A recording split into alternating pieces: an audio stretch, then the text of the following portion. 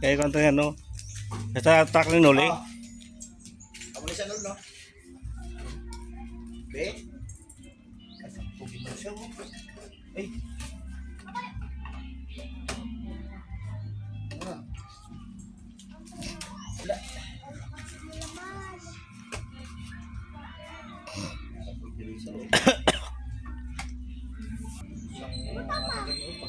Lambat mo lang, tanggalon ka lang gantaan ni siya, oh, no? Ah, may harap ito to.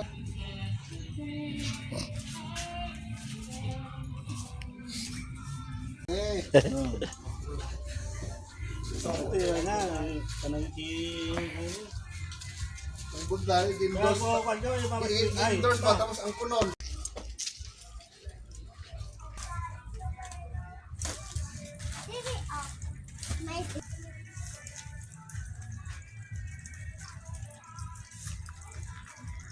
Magpon kita. Ha?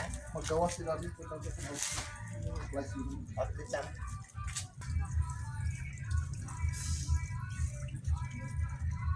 Gamit ng kilit mo sa talim. Sa umano.